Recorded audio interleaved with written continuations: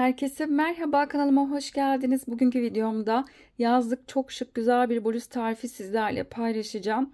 Ben burada bluzu kolsuz olarak çalıştım. İsterseniz uzun kollusunu da yapabilirsiniz. Bakın modeli de yakından göstermek istiyorum. Harika bir model, yapımı da oldukça kolay. Sadece burada 5 sıra modelin hep aynı tekrarını yapıyoruz. Çok şık güzel bir model gerçekten. Burada ben bluzun ölçüsünü vereceğim. Aynı zamanda ben bluzu small ve medium beden için hazırladım. Burada ölçüsünü de vermek istiyorum. Eni 49 santim ve yükseklik 44 santimde yükseklik var. Bir de omuz için ayırdığım yerinde ölçüsünü paylaşacağım. 11 santim sağdan ve soldan. Burada omuz için ayırdım ve yaka açıklığı da 26 santimde burası var. Nasıl bedeni büyütüp küçültmeniz gerektiği ile ilgili video içerisinde detaylı bir şekilde anlatıyorum. Kullandığım iple ilgili bilgi vermek istiyorum. Burada Gazal Baby Koton ipi kullandım. 50 gram 165 metre uzunluğunda bir ip. Bundan 3 tane kullandım. Bunu da belirtmek istiyorum. Ve tığ numaramız 3,5 milimetrelik bir tığla bluzumuzu öreceğiz. Videomuza geçmeden önce sizlere küçük bir hatırlatma yapmak istiyorum. Kanalıma abone olmak ücretsizdir. Ücretsiz olarak kanalıma abone olabilirsiniz. Instagram adresinden beni takip etmek isterseniz videoların açıklama kısmına linkini ekliyorum. Oradan tıklayarak ulaşabilirsiniz. Yaptığınız çalışmaları Instagram adresinden beni etiketleyerek gönderirseniz çok sevinirim. Videolarımı beğenmeyi ve yorumlarınızı bırakmayı unutmayın lütfen. Şimdi bluzun yapımına geçelim. Burada modeli yapmaya başlamadan önce sizlere modelle ilgili bilgi vermek istiyorum. İstediğiniz büyüklükte yapabilirsiniz. Şimdi ben yaptığım bluzun elinin ölçüsünü vermek istiyorum. Bakın şu şekilde ölçtüğüm zaman çok fazla esnetmeden düz bir şekilde tam 48 santim eni. Şimdi burada bizim modelimiz bakın her bir kare benim burada 12 ve katlar üzerinde oluşmakta. Toplamda 1, 2, 3, 4, 5, 6, 7, 8 ve 9 tane model yaptım. Her bir buradaki model 12 ve katlar üzerinde oluştuğu için 9 tane modelde ben 108 tane ilk önce zincir çektim ve onun üzerine artı 5 zincir ilave ettim. Yani 113 tane zincirle başladım. Burada alt kısımda ikili trabzan yapıyoruz. İkili trabzanların sayısı burada 111 tane ikili trabzan var. Burada istediğiniz ölçüde başlayabilirsiniz. Daha küçük boyda veya daha büyük boyda başlayabilirsiniz. Sadece burada her modelimiz 12'nin katı bir sayı. Yani 12 artı 12 artı 12 artı bu şekilde büyütüp küçültebilirsiniz. Ve artı üzerine 5 tane zincir ilave etmeniz gerekiyor. Dediğim gibi ben burada 12'nin katı bir sayı olan 9 tane model için burada 108 tane zincir ve artı 5 fazladan zincir çektim. 113 tane zincirle başladım ve alt kısımda 111 tane ikili trabzanım olmuş oldu. Burada trabzan sayımız da 12'nin katı bir sayı ve artı 3 fazladan ikili trabzan olması gerekiyor. Bunu da belirtmek istedim. Şimdi burada ipimi aldım. İlk önce ben burada bu kadar 9 tane model başlamayacağım. Daha küçük bir boyda başlayacağım. 2 tane model üzerinde size modeli anlatacağım. Burada 2 tane modelimiz, her model 12'nin katı olduğu için 2 tane model için 24 tane ilk önce zincir çekeceğim. Ve onun üzerine artı 5 daha zincir ilavemiz olacak. Şimdi ilk önce burada ipimi aldım ve kilit yaptım. Bunu zincirden saymıyorum. Şimdi her modelimiz 12 tane olduğu için ben 2 model sizlerle paylaşacağım. İlk önce 24 tane zincirim olacak. 1, 2, 3, 4, 5 zincirimi çekip geliyorum. 2 model için 24 tane zincir çektim. Şimdi artı 5 üzerine zincir ilave edeceğim. 1, 2, 3, 4 ve 5. Bu şekilde 29 tane toplamda zincirim olmuş oldu. Benimle aynı büyüklükte yapmak isterseniz burada 113 tane zincir çekmeniz gerekiyor. Şimdi bu şekilde zincirimi çektim. İpimi tığın üzerine doladım. Şimdi sondan sayıyorum. 1, 2, 3 ve 4. zincir boşluğuna batacağım. Zincirin ben arka kısmındaki, bakın arka kısmını çeviriyorum. Arka kısmındaki tek duran ilmekler var. Bu noktalara batacağım. Sondan sayıyorum. 1, 2, 3 ve 4. zincirin, bakın arkasını çevirdim. 4. zincirin içine battım. İlmek çıkarttım.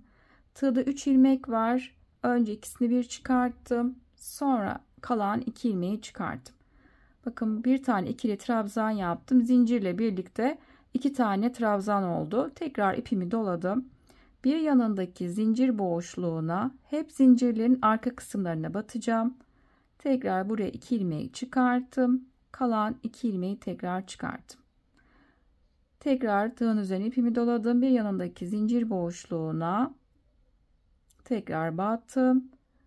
Buraya bir tane daha ikili trabzan yaptım. Bu şekilde bu sırada her bir zincir boşluğuna birer defa ikili trabzan yapacağım.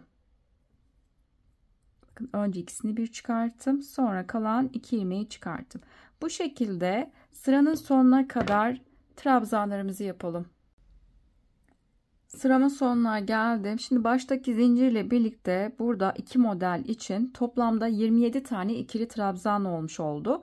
Şimdi bir üst sıraya çıkacağım. Kenarda 3 tane zincir çekeceğim. 1, 2 ve 3. Örgümün diğer tarafını çevirdim. Şimdi tekrar ipimi doladım. Bir yanındaki, bakın dibine batmıyorum. Bir yanındaki trabzanın tepesine buraya bir tane trabzan. Tekrar ipimi doladım. Bir yanındaki trabzanın tepesine bir tane daha ikili trabzan yaptım. Zincirle birlikte 3 tane trabzan olmuş oldu. Şimdi burada 3 tane zincir çekeceğim. 1, 2 ve 3. Tığımın üzerine 2 defa doladım.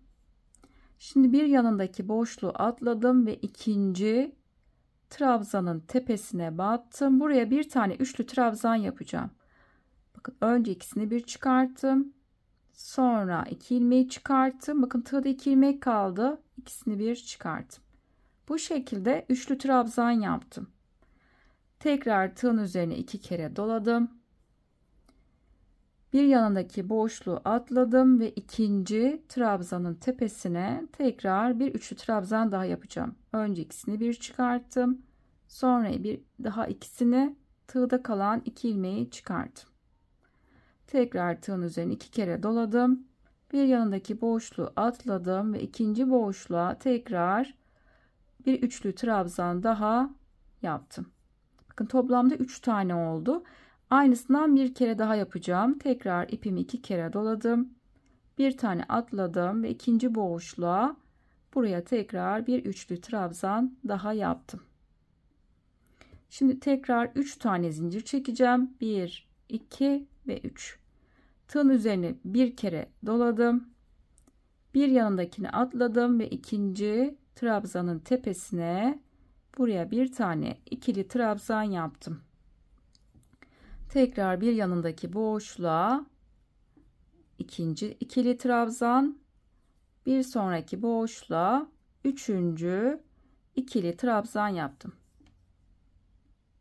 Şimdi tekrar devam ediyorum. Bakın bu şekilde ilk modeli oluşturmaya başladım. Şimdi ikinci modeli devam edeceğim. Aynısından bakın tekrar aynısını yapacağız. Şu an 3 tane zincir çekeceğim. 1, 2 ve 3. Tığın üzerine 2 kere doladım. Bir boşluk atladım ve ikinci boşluğa buraya bir tane üçlü trabzan. Tekrar 2 kere doladım. Bir atladım ve ikinci boşluğa tekrar buraya bir üçlü trabzan daha. Tekrar 2 kere doladım. Bir atladım. İkinci boşluğa tekrar bir üçlü trabzan. Bakın 3 tane oldu. Bir kere daha yapacağım. 2 kere doladım. Bir atladım ve ikinci boşluğa son dördüncü üçlü trabzanı bu şekilde oluşturmuş oldum. Şimdi tekrar 3 tane zincir çekeceğim. 1, 2 ve 3. Tığın üzerine bir kere doladım. Bir tane atladım ve ikinci boşluğa buraya bir tane ikili trabzan, bir yanındaki boşluğa ikinci ikili trabzan ve son. Bakın burada bizim kenarda zincir var. Zincirin tepesine batacağım ve buraya son üçüncü ikili trabzanı yapmış oldum. Bakın bu şekilde bu sırayı da tamamlamış olduk. Bizim her burada modelimiz, bakın şöyle göstermek istiyorum. İkili trabzandan birlikte 1, 2, 3, 4, her bir model 5 sıradan oluşmakta. Tekrar yine bir 5 sıra daha. Şimdi biz trabzanla birlikte bakın ikinci sırayı tamamladık. Şimdi üçüncü sıraya geçeceğim. Üçüncü sıra için burada kenarda 3 zincir çekeceğim. 1, 2 ve 3. Örgümün diğer tarafını çevirdim. Şimdi trabzanların üzerine tekrar trabzan yapacağım. Hemen yanındaki trabzanın tepesine buraya bir ikili trabzan, bir yanındaki tekrar trabzanın tepesine zincir ile birlikte 3 tane ikili trabzan oldu. Şimdi bu sırada 3 tane zincir çekeceğim. 2 ve 3. Burada bizim yaptığımız 4 tane burada üçlü trabzan var. Bunların tepelerine birer tane sık iğne yapmış olacağım. Şimdi 3 zincirden sonra bakın birinci üçlü trabzanın tepesine battım. Buraya bir tane sık iğne yaptım. Bir yanındaki boşluğa ikinci sık iğne, bir yanındaki boşluk üçüncü sık iğnemi yaptım ve son dördüncü trabzanın tepesine de dördüncü sık iğnemi bu şekilde oluşturdum. Tekrar 3 tane zincir. Bakın burada bizim 3 tane ikili trabzan var. Yine bu 3 tane ikili trabzanların tepelerine birer tane tekrar ikili trabzan oluşturacağım. Tığın üzerine bir kere doladım. Birinci ikili trabzanın tepesine bir yanındaki boşluk, 2, bir yanındaki boşluk ve 3. Bakın ilk modeli bu şekilde 3. sırasını yapmaya başladık. Şimdi aynı şekilde burada yaptığımızın aynısını diğer ikinci model içinde yapacağım. Şimdi 3 tane zincir çekeceğim. 2 ve 3. Şimdi buradaki üçlü trabzanların tepelerine birer tane sık iğne yapacağım. 1, bir sonraki 2, 3 ve 4. Şimdi 3 tane zincir çekeceğim. Ve son bakın kenarda 3 tane burada trabzan var. Bunların da tepelerine birer tane ikili trabzan yapacağım. Bir yanındaki boşluk, ikinci ikili trabzan ve zincirimiz var burada. Buradaki tam zincirin tepesindeki boşluğa üçüncü ikili trabzanı yapmış oldum. Bu sırayı da bu şekilde tamamladık. Şimdi 1, 2, 3. sırayı bitirdik. 4. sıraya geçiyoruz. 4. sıra için tekrar 3 tane kenarda zincir ve örgümün diğer tarafını çevirdim. Aynı 3. sıradaki yaptığımız aynı işlemi 4. sırada da aynısını yapacağız. Trabzanların üzerine tekrar burada ikili trabzan oluşturdum. Zincirle 3 tane oldu. Şimdi 3. sıradaki yaptığımızın aynısını yapacağız. 3 tane zincir. Şimdi bizim burada 4 tane sık iğnemiz var. Bunların tepelerine yine birer tane sık iğne yapacağız. Bir yanındaki boşluk, 2, 3 ve 4. 3 zincir çektim. Birer tane tepelerine sık iğne yaptım. 4 tane oldu. Tekrar 3 zincir, 1, 2 ve 3. Şimdi ikili trabzanların tepelerine tekrar 3 tane ikili trabzan yapacağım. 1, 2 ve 3. Şimdi diğer modeli de aynı buradaki gibi yapacağız. Şimdi 3 tane zincir ve buradaki sık iğnelerin üzerine birer tane tekrar sık iğne yapacağım. 2, 3 ve 4. Kenarda burada 3 tane zincir. Şimdi trabzanların tepelerine birer tane ikili trabzan yapacağım. 1 2 ve zincirin de tepesine 3. ikili trabzanı yaptım. Bakın bu şekilde 4. sıramı da tamamlamış oldum. 3 ve 4. sıramız aynısını oluşturduk. Şimdi 5. sıraya geçeceğim. 5. sıra için kenarda 3 tane zincir çektim ve örgümün diğer tarafını çevirdim. Bakın hep buradaki ikili trabzanların hep aynı şeritimiz aynı şekilde ilerleyecek. Şimdi tekrar ikili trabzanların tepesine tekrar ikili trabzan oluşturacağım. 2 ve 3. Şimdi bu sırada arada bakın bir zincir çektim. Bir zincir, örgümü tığımın üzerine 2 defa doladım. Bir zincir çektik, 2 kere doladım. Şimdi bizim burada 4 tane burada sık iğnemiz var. Her birine batacağım. Bakın birincisine battım. Buraya ilk önce bir tane üçlü trabzan yaptım. Şimdi arada bir tane zincir, tekrar 2 kere doladım. Hemen ikinci sık iğnenin içine battım. Yine buraya bir tane üçlü trabzan yaptım. Tekrar arada bir zincir, 2 kere doladım. Üçüncü sık iğnenin içine battım. Yine buraya bir üçlü trabzan yaptım. Arada bir zincir, 2 kere doladım. Şimdi dördüncü son sık iğnenin içine battım ve buraya dördüncü üçlü trabzanı oluşturmuş oldum. Şimdi arada bir tane zincir, tığın üzerine bir kere doladım. Şimdi burada bizim 3 tane ikili trabzan var. Yine bunların tepesine birer tane ikili trabzan yapacağım. Şimdi ilk modeli bu şekilde oluşturdum. Şimdi ikincisini de aynı yapacağız. Arada bir zincir, 2 kere doladım. Şimdi ortada 4 tane burada sık iğnemiz var. Her birinin tepesine üçlü trabzan yapacağım. Önce bir tanesini oluşturdum. Bir zincir, tekrar 2 kere doladım. İkinci sık iğnenin tepesine tekrar bir üçlü trabzan. Arada bir zincir. Üçüncü sık iğnenin içine tekrar bir üçlü trabzan. Arada bir zincir, tığın üzerine 2 kere doladım. Dördüncü sık iğnenin içine son dördüncü üçlü trabzanı oluşturdum. Arada bir zincir. Şimdi son bakın burada 3 tane bizim trabzan var. Bunların da tepelerine birer tane ikili trabzan yapacağım. 1 2 ve 3. Bakın bu şekilde 5. sıramı da tamamlamış oldum. Şimdi modelin aynısını tekrar bir kere daha yapacağız. Şimdi burada ilk sırada yaptığımız gibi bir sıra ikili trabzan oluşturacağız. Onu yapmak için kenarda 3 tane zincir, 1 2 ve 3. Örgümün diğer tarafını çevirdim. Şimdi trabzanların üzerine tekrar trabzan oluşturacağım.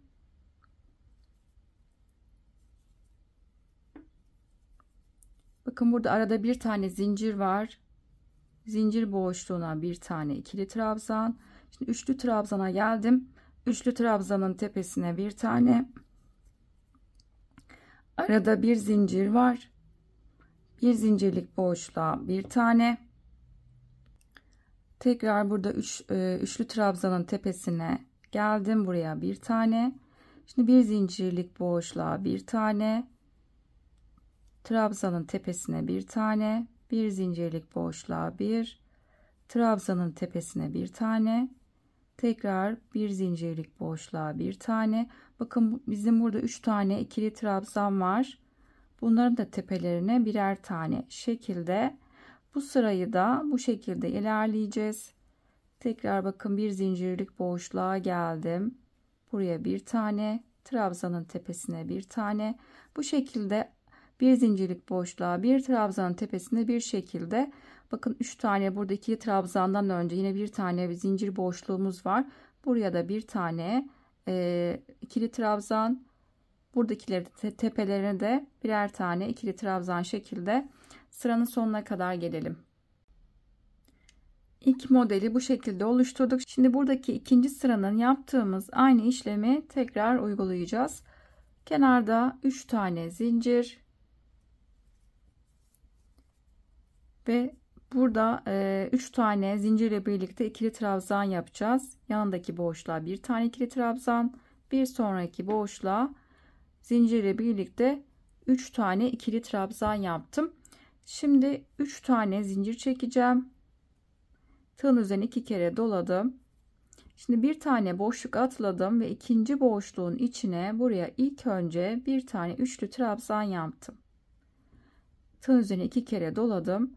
Bir boşluk atladım. Bir yanındakine ikinci üçlü trabzan, 2 kere doladım. Bir atladım. İkinci boşluğa üçüncü üçlü trabzan, 2 kere doladım. Bir atladım. İkinci boşluğa dördüncü üçlü trabzan yaptım.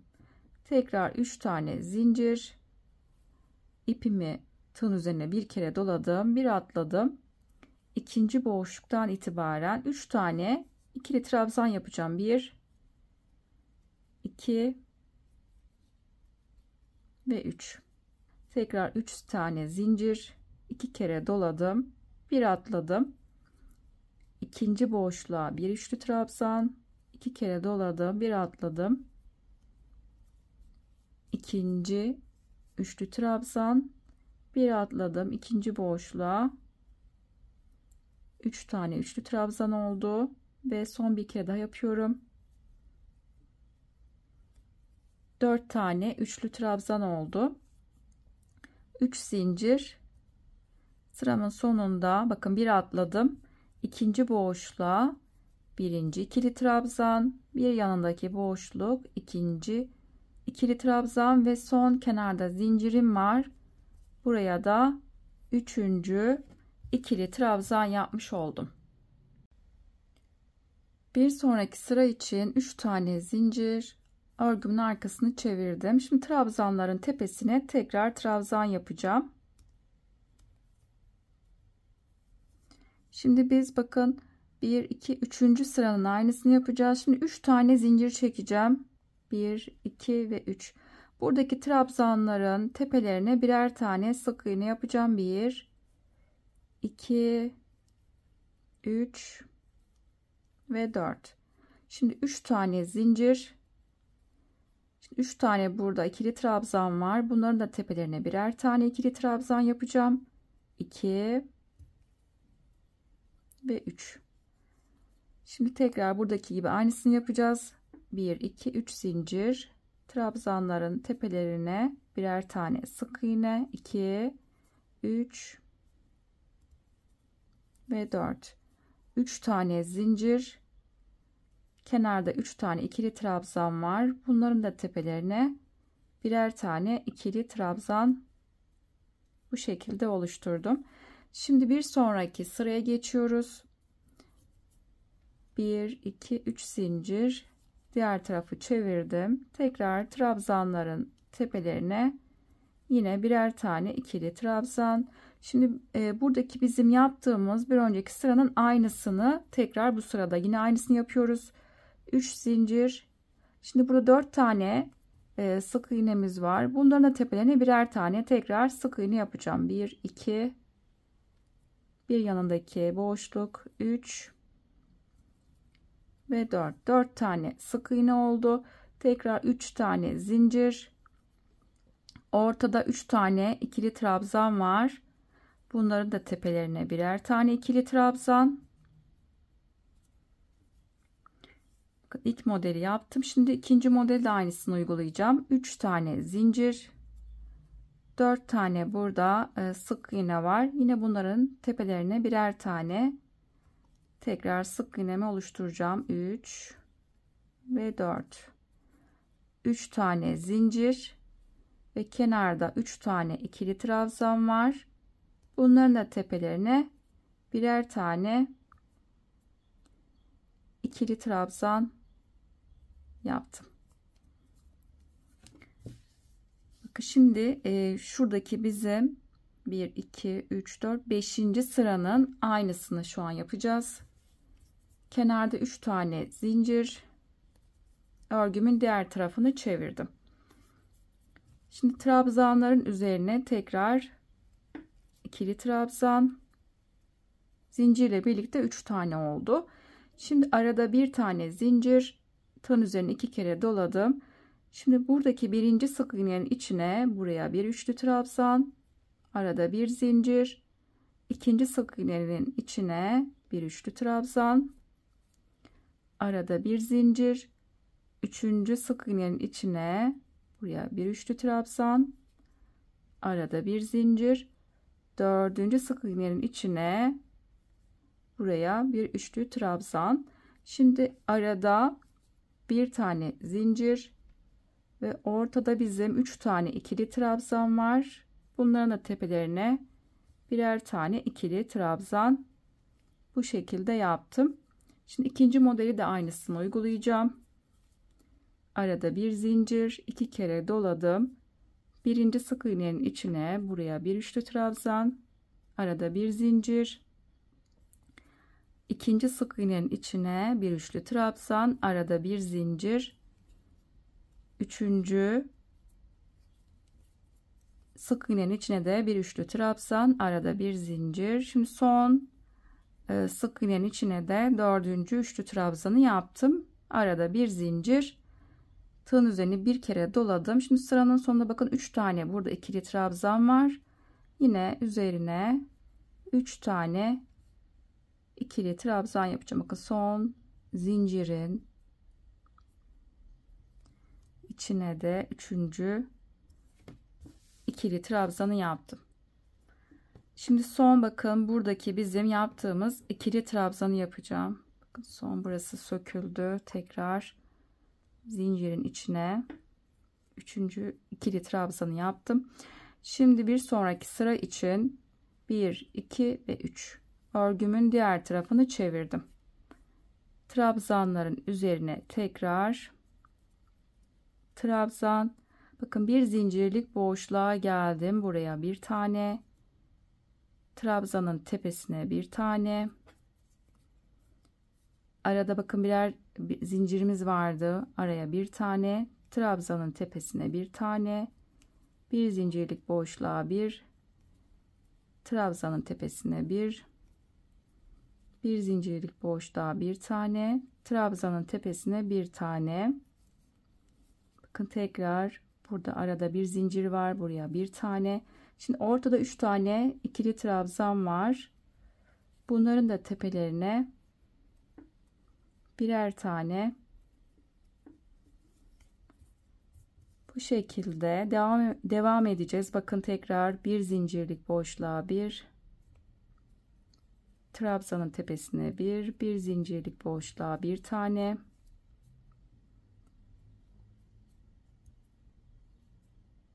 trabzanın tepesine bir zincirlik boşluğa bir tane, trabzanın tepesine bir tane. Bakın son trabzana geldim ve arada bir tane zincir var, yine buraya bir tane. Bakın 3 tane trabzan var, bunların da tepelerine birer tane şekilde son sıramızda bu şekilde tamamlamış oldum. Bakın 2 tane modeli anlattım. Burada modelimiz bu şekilde devam edecek. Hep aynı tekrarını yapacağız.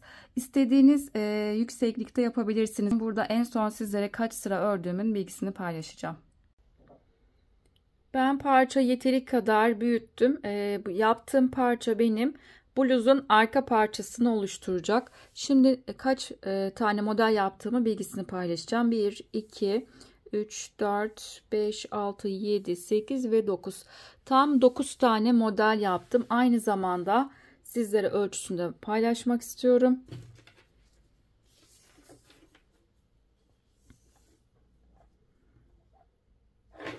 Eni 47 santim.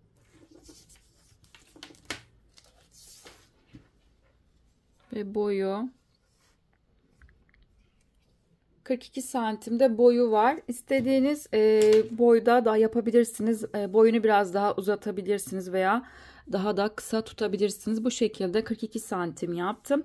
Ve 9 tane model yaptık. Şimdi arka parçayı tamamladık. Şimdi ön parça için ön parçanın da ben birazını ördüm. Sadece omuz kısmı kaldı. Aynı şekilde birebir arka parçada yaptığımız gibi aynı şekilde başladım.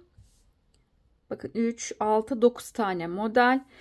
Burada arka parçada ben 9 tane model yapmıştık yüksekliğini. Burada ilk önce 8 tane model yaptım. Bakın şöyle göstermek istiyorum. 1, 2, 3, 4, 5, 6, 7, 8.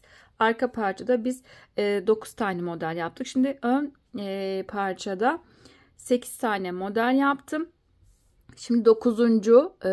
model yaparken burada biraz bir yaka açıklığı bırakacağım. Omuz kısmını yapacağım. Onunla birlikte 9 tane olacak. Yani ön ve arka parça eşit olacak.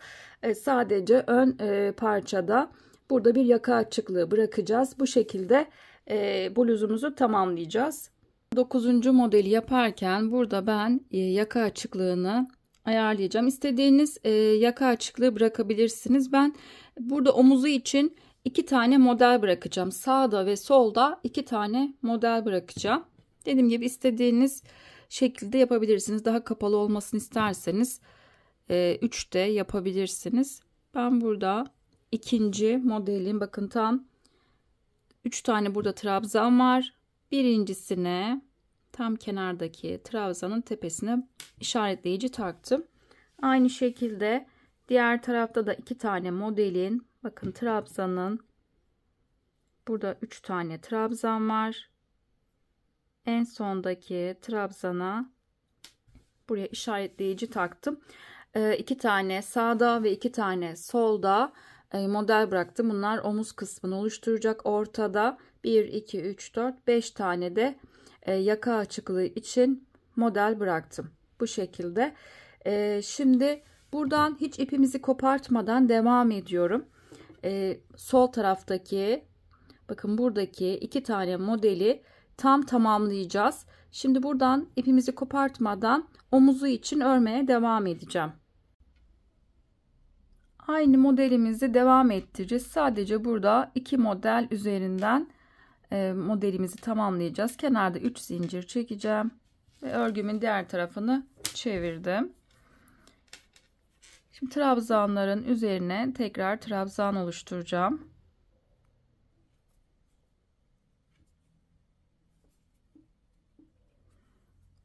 Şimdi bakıyorum, bakın ilk buradaki ikili trabzandan sonraki ikinci sırada 3 tane zincir çektik. 2 kere doladım, bir atladım. İkincisine üçlü trabzan, 2 kere doladım, bir atladım.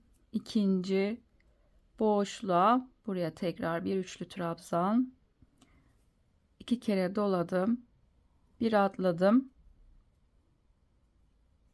Üçüncü üçlü trabzan, 2 kere doladım, bir atladım. Şimdi dördüncü üçlü trabzanı yaptım. Tekrar 3 tane zincir, bir atladım. Yanındaki boşluğa birinci ikili trabzan, bir yanındaki boşluğa ikinci ikili trabzan ve üçüncü ikili trabzanı oluşturdum. Tekrar 3 zincir, 2 kere doladım, bir atladım. Birinci üçlü trabzan, bir atladım ikincisine, ikinci üçlü trabzan, bir atladım ikincisine, üçüncü üçlü trabzan ve son bir tane kaldı. Bir atladım ikincisine, dördüncü üçlü trabzan, tekrar 3 tane zincir, ipimi bir kere doladım. Bakın bir atladım. Şimdi bir yanındaki boşluğa birinci ikili trabzan, bir yanındaki boşluk, ikinci ikili trabzan. Bakın işaretleyici taktığım nokta benim üçüncü ikili trabzan oldu. Bakın 2 modelin bu şekilde sonuna geldim. Şimdi tekrar geriye dönüp bir sonraki sırayı yapacağız.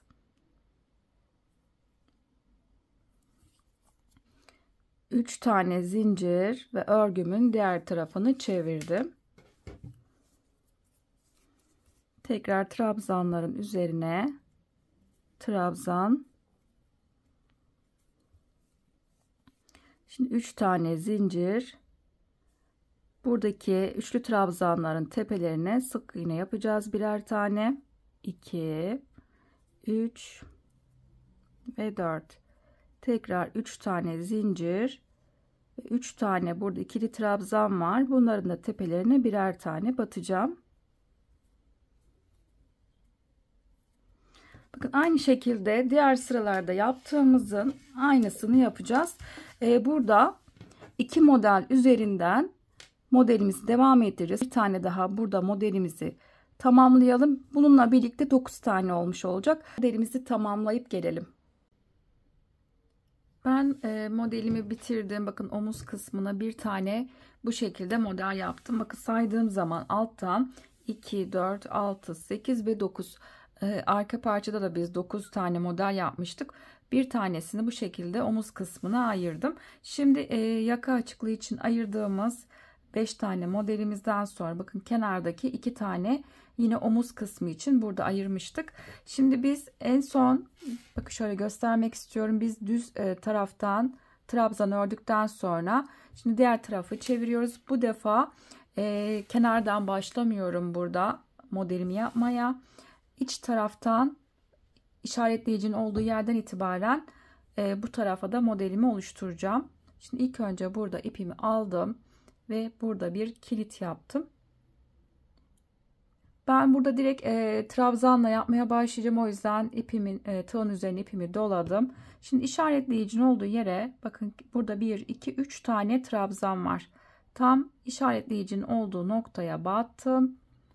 Tığımda 3 ilmek var. Önce ikisini bir çıkarttım ve kalan tığdaki ilmeğin ikisini çıkarttım. Şimdi devam ediyorum. Bir yanındaki ikinci trabzan, bir sonraki boşluk, üçüncü trabzan. Şimdi tekrar modelimizi devam ettireceğiz. Diğer sıralarda yaptığımız gibi 3 tane zincir, bir boşluk bıraktım. Birinci üçlü trabzan, bir boşluk bıraktım. İkinci üçlü trabzan, bir boşluk bıraktım.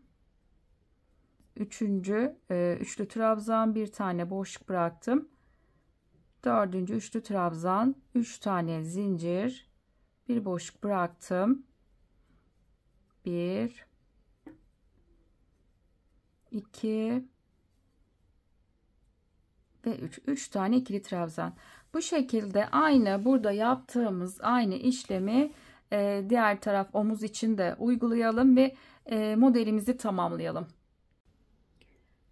Diğer tarafında omuz tarafını bitirdim. Şimdi ön ve arka parçamızı tamamladık. Şimdi bu iki parçayı birbirine birleştireceğiz. Bakın şöyle göstermek istiyorum.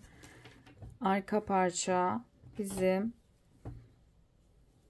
şu şekilde ve hazırladığım diğer ön parçayı da üzerine koyacağız ve birleştirmesini yapacağız. Şimdi ilk önce omuzları ve buradaki kol açıklığı bıraktıktan sonra yanlardan dikiş yapacağız. Şimdi onun yapılışını paylaşacağım. Şimdi ilk önce bluzumuzun arka kısmını aldım. Ben burada ilk başta yaptığımız trabzanın düz tarafını ben burada bluzun düz tarafı yapacağım. Bu şekilde düz tarafını bize bakacak şekilde koydum. Ve daha sonra üzerine bakın ön parçayı aldım. Hep düz tarafları iç kısımda kalacak. Onun da başlama ilk trabzan sırasının düz tarafını bluzun düz tarafı yapacağım. Düz taraflar içte kalacak ve ters taraflar dışta kalacak şekilde iki parçayı birbirinin üzerine koydum. Ben burada bir tarafı bakın hem omuz kısmını diktim hem de kol açıklığı bırakıp yan kısmı diktim. Bakın şöyle göstermek istiyorum. Burası ters tarafı. Düzden baktığımız zaman bu şekilde dikişimiz olacak. Şimdi bir tarafı kaldı. Burayı da sizlerle birlikte dikeceğim. İlk önce omuz kısmını dikeceğim. Daha sonra da kol açıklığı bırakıp yan kısmı dikeceğiz. Şimdi buradan bir miktar bakın geniş uçlu iğne kullanıyorum dikmek için. İpten bir miktar ipimi aldım. Şimdi tam omuzun bakın 2 tane buradaki model bizim sırt kısımdaki 2 tane modele tam denk gelmesi gerekiyor. Dikerken trabzana model aynı modelin devamı niteliğindeymiş gibi aynı şekilde modelimiz denk gelecek. Bakın şöyle baktığımız zaman şuradan da göstermek istiyorum. Bir bütünlük olacak. Bakın, omuz kısmını bu şekilde diktim. Aynı hizasına denk gelecek modelimiz. Yandan da baktığımız zaman bakın modelin devamı niteliğinde trabzanlar model aynı şekilde denk gelmesi gerekiyor. Dikerken buna dikkat edelim. Buradan dikmek için biraz içeriden kenardan bakın ipimi yürüteceğim.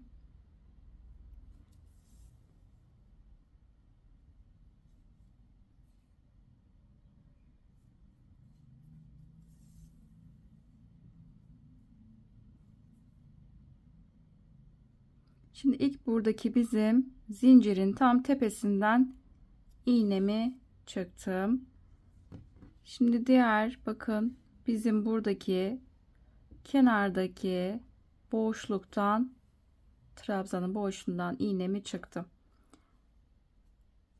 Şimdi bir yanındaki bakın iğnem benim arka tarafta, hemen onun bir yanındaki trabzan boşluğu ve bu taraftaki trabzanın tepesindeki boşluktan tekrar iğnemi çıktım. Burası sağlam olması için bir kere daha aynı noktaya batacağım. İlk baştaki zincirin içi ve onun tam kenardaki boşluğa tekrar battım. Bakın iğnem arka tarafta, bir yanındaki boşluktan buradan iğnemi çıktım. Şimdi burada bir iğnem ön tarafta çıktı. Hemen onun bir yanındaki boşluk ve onun tam karşısındaki trabzan boşluğundan iğnemi tekrar çıktım. Daha sonra kısa iplerimizi burada gizleyeceğiz. Bakın iğnem bu tarafta. Hemen onun bir yanındaki trabzanın tepesi ve onun tam karşısındaki bu taraftaki boşluktan tekrar iğnemi çıktım. Bakın iğnem bu tarafta. Şimdi onun bir yanındaki boşluk ve onun tam karşısındaki trabzan boşluğundan tekrar iğnemi çıktım. Bakın iğnem arka tarafta, onun bir yanındaki boşluk ve tam onun karşısında denk gelen trabzanın tepesine battım. Bir yanındaki boşluk ve onun tam karşısındaki. Bu şekilde omuz kısmını dikme işlemini yapacağız.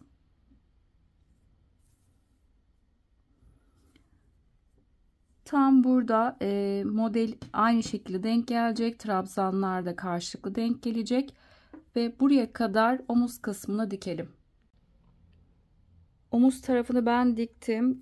Tam yaka kısmına geldiğim zaman yine aynı başta yaptığımız gibi 2 defa diktim. Sağlam olması için, burası açılmaması için bu şekilde diktim. Şimdi düz taraftan da bakın şöyle göstermek istiyorum.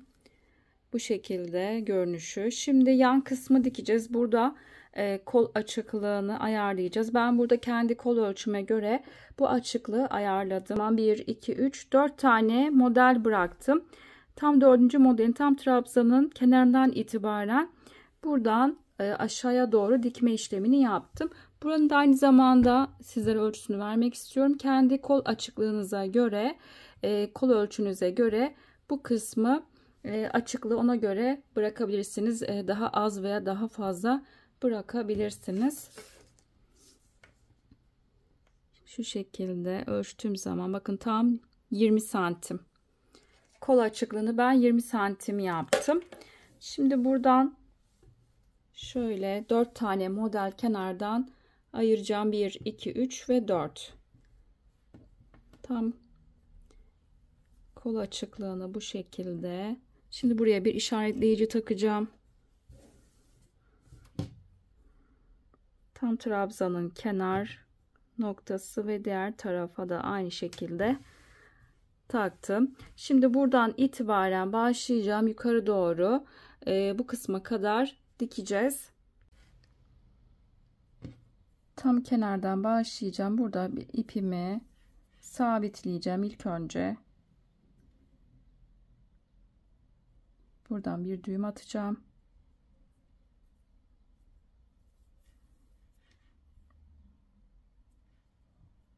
Tam kenardaki boşluktan bu şekilde iğnemi çıktım. Dikerken de kısa ipimi içeride bırakacağım. Şimdi diğer parçanın da tam köşesindeki boşluğa bu noktaya battım.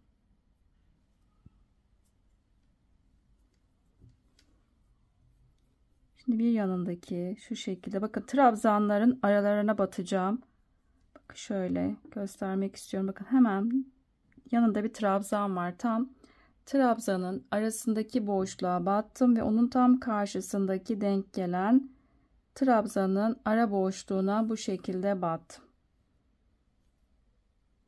Şimdi sağlam olması için köşeye tekrar buraya bu noktaya tekrar batacağım.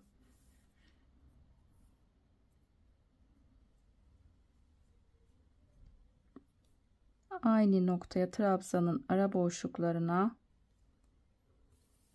bu şekilde battım. Şimdi kolay olması için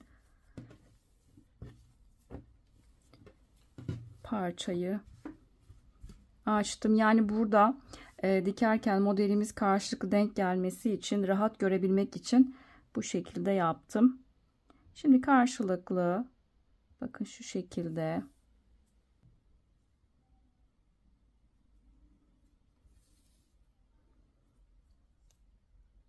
tekrar bakın trabzan ara boşluk ve onun tam karşısındaki denk gelen boşluğa battım.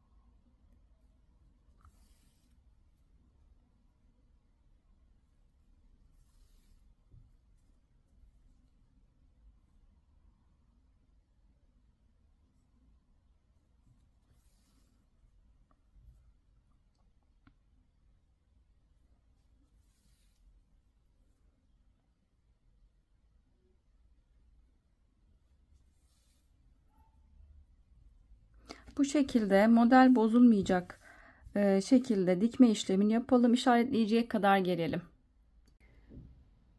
Ben burada bluzu tamamladım. Bu şekilde diktim ve daha sonra tersinden buharlı ütü yaptım. Bunu da belirtmek istiyorum. Şimdi ütülenmiş halinde sizlere ölçüsünü paylaşacağım. Eni 49 santim ve yükseklik 44 santimde yükseklik var. Toplamda ben 50 gramlık ipten 3 tane kullandım. Bunu da belirtmek istiyorum. Harika bir bluz oldu. Yapacaklara şimdiden kolaylıklar diliyorum. Bir videonun daha sonuna geldik. Kanalıma abone olmak ücretsizdir. Ücretsiz olarak kanalıma abone olabilirsiniz. Instagram adresinden beni takip etmek isterseniz videoların açıklama kısmına linkini ekliyorum. Oradan tıklayarak ulaşabilirsiniz. Yaptığınız çalışmaları Instagram adresinden beni etiketleyerek gönderirseniz çok sevinirim. Videolarımı beğenmeyi ve yorumlarınızı bırakmayı unutmayın lütfen. Bir başka videoda görüşünceye dek hoşça kalın.